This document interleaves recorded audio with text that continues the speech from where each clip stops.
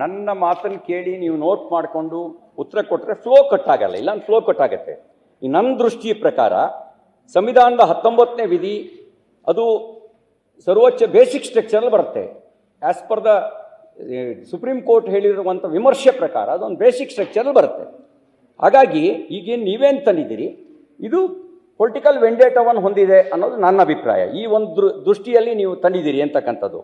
ಆಮೇಲೆ ಇದೇನಾದ್ರು ಅಕಸ್ಮಾತ್ ನೀವು ಬಿಲ್ ಪಾಸ್ ಮಾಡಿದ್ರೆ, ಈಗ ಕೆಳ ಮನೇಲಿ ಪಾಸ್ ಆಗಿದೆ, ಇಲ್ಲಿ ಪಾಸ್ ಆದರೆ ಅದು ನ್ಯಾಯಿಕ ವಿಮರ್ಶೆ ಅಡಿಯಲ್ಲಿ ಬರುತ್ತೆ.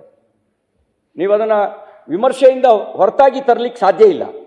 ಆಮೇಲೆ ಇಂಥ ಕಾನೂನುಗಳನ್ನು ಸರ್ವೋಚ್ಚ ನ್ಯಾಯಾಲಯ ಈಗಾಗಲೇ ಸಾಕಷ್ಟು ಅಸಿಂಧಗೊಳಿಸ್ಬಿಟ್ಟಿದೆ. ಅಸಿಂಧುಗೊಳಿಸಿರ್ತಕ್ಕಂಥ ಕಾಯ್ದೆನೇ ಇದು, ಇಂಥದ್ದನ್ನೇ ಒಂದು ತರಲಿಕ್ಕೆ ಹೊಟ್ಟಿದ್ದೀರಿ ನೀವು. ಈಗ ನಾನು ತುರ್ತು ಪರಿಸ್ಥಿತಿ ಉಲ್ಲೇಖ ಮಾಡ್ತಾ ಹೇಳ್ತಾ ಇದ್ದೆ, ಅವಾಗಿದ್ದಂಥ ಒಬ್ಬ ಸಾಲಿಸಿಟರ್ ಜನರಲ್ಲು ಅವರು ಜೀವಿಸುವ ಹಕ್ಕಿಲ್ಲ ಅಂದರೆ ಜೀವಿಸುವ ಹಕ್ಕು ಇಲ್ಲ ಅಂತ ಹೇಳಿದರು. ಅಂದರೆ ಒಬ್ಬರು ಸಾಲಿಸಿಟರ್ ಜನರಲ್ಲು ಅವತ್ತು ಸರ್ವೋಚ್ಚ ನ್ಯಾಯಾಲಯದ ಮುಂದೆ ಈ ತುರ್ತು ಪರಿಸ್ಥಿತಿಯಲ್ಲಿ ಯಾರನ್ನಾರು ಒಬ್ಬರನ್ನ ಕೊಲ್ಲಬಹುದು ಅಂತ ಹೇಳಿದ್ರೆ ಕೊಲ್ಲಬಹುದು ಅಂತ ಹೇಳಿದರು.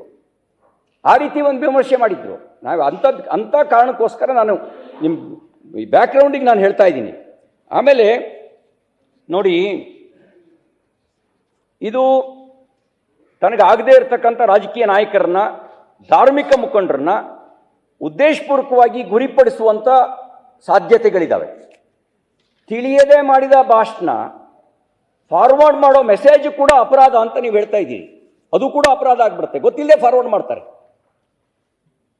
ಆ ಗೊತ್ತಿಲ್ಲದೆ ಫಾರ್ವರ್ಡ್ ಮಾಡೋದು ಕೂಡ ಈ ಕಾಯ್ದೆ ಪ್ರಕಾರ ಅಪರಾಧ ಆಗುತ್ತೆ.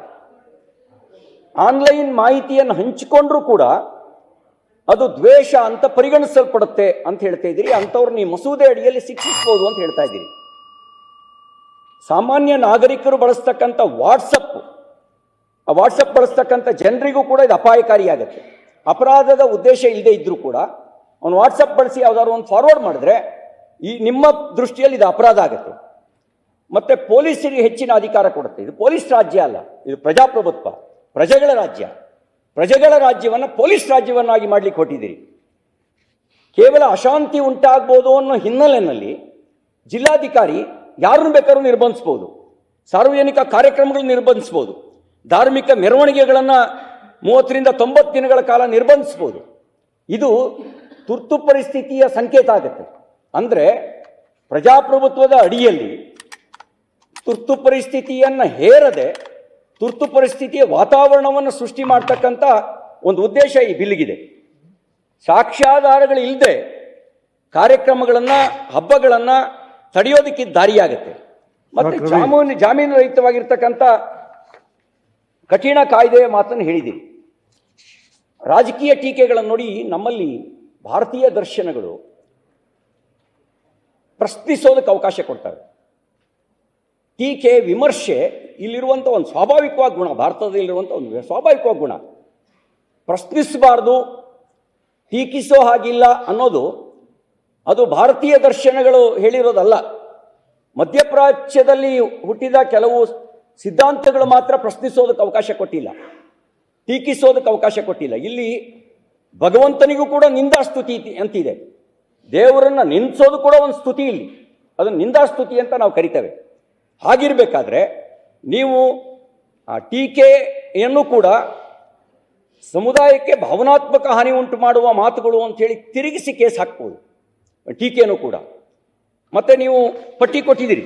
ಆ ಪಟ್ಟಿಯಲ್ಲಿ ಧರ್ಮ, ಜನಾಂಗ, ಜಾತಿ ಅಥವಾ ಸಮುದಾಯ, ಲಿಂಗ, ಲಿಂಗತ್ವ, ಲೈಂಗಿಕ ಮನೋಗುಣ, ಜನ್ಮಸ್ಥಳ, ವಾಸಸ್ಥಳ, ಭಾಷೆ, ನ್ಯೂನ್ಯತೆ, ಪಂಗಡ, ಅಂದರೆ ನಮ್ಮ ಭಾರತೀಯ ಮೂಲ ಚಿಂತನೆಗೆ ವಿರುದ್ಧವಾಗಿರ್ತಕ್ಕಂಥ ಒಂದು ಬಿಲ್ಲನ್ನು ನೀವು ತರಲಿಕ್ಕೆ ಹೋಗಿ.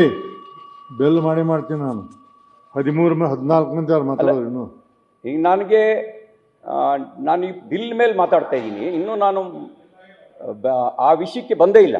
ನೋಡಿ, ಭಾರತದಲ್ಲಿ ಅಂದ್ರೆ ಏನು ಅರ್ಥ ಅಲ್ಲ ನನಗೆ ಬಿಲ್ ಮೇಲೆ ನಾನು ಬಿಲ್ಲಿಗೆ ಸಂಬಂಧಪಟ್ಟಂತೆ ಮಾತಾಡ್ತಾ ಇದ್ದೀನಿ. ಅನಿವಾರ್ಯ ಇದೆ. ಬಿಲ್ನಲ್ಲಿ ನನ್ನ ಭಾವನೆಗಳನ್ನು ನಾನು ಹೇಳಬೇಕಾಗಿರೋ ವಿಚಾರನ ಬಿಲ್ಲಿಂದ ಹೊರತಾಗಿದ್ದರೆ ನೀವು ಹೇಳ್ಬೋದು, ಬಿಟ್ಟರೆ ನಾನು ಯಾವುದನ್ನು ಬಿಲ್ಲಿಂದ ಹೊರತಾಗಿ ಮಾತಾಡ್ತಿಲ್ಲ. ಗ್ಯಾರಂಟಿ ನ್ಯೂಸ್, ಸುದ್ದಿ ಖಚಿತ, ನ್ಯಾಯ ನಿಶ್ಚಿತ.